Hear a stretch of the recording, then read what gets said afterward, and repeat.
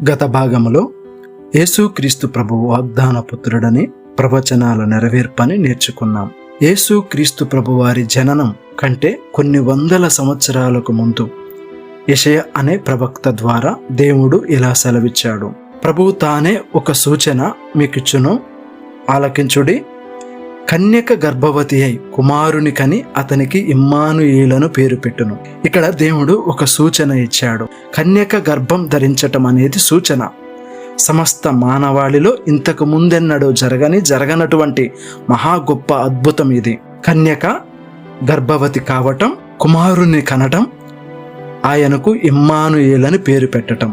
ఎందుకు? సృష్టికర్త అయినటువంటి దేవుడు యేసుక్రీస్తు ప్రభువారిని కన్యక ద్వారానే ఈ లోకానికి తీసుకురావాలనుకుండు. అది ఎలా జరిగింది అనేటటువంటి విషయాన్ని మనం చూద్దాం.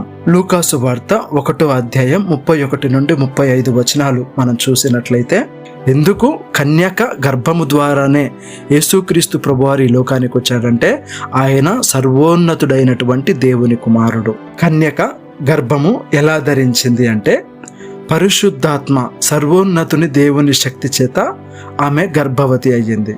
ఎందుకంటే రోమియోలకు వ్రాసిన పత్రిక 5వ అధ్యాయం 12వ వచనంలో దేవుడు ప్రేమతో చేసుకున్నటువంటి మొదటి మనిషి అయిన ఆదాము అవిధేయత పాపముల చేత ఆదాము ద్వారా సమస్త మానవాళికి మరణం వచ్చింది.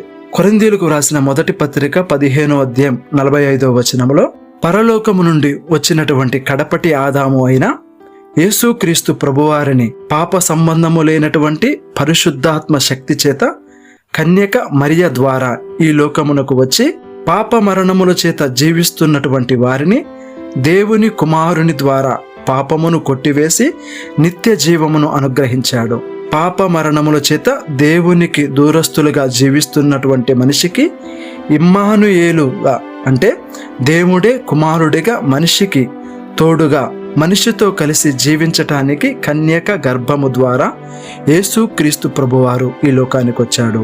చివరిగా ఈ ప్రవచనం మనకి ఏమి తెలియజేస్తుంది అంటే దేవుడు ఈ లోకానికి పరిశుద్ధాత్మ సర్వోన్నతుని శక్తి చేత మానవునిగా ఈ లోకానికి రాగలిగితే మనిషి అదే పరిశుద్ధాత్మ శక్తి చేత పరలోకానికి వెళ్ళగలడు అనేటటువంటి విషయం మనకు తెలియజేస్తుంది.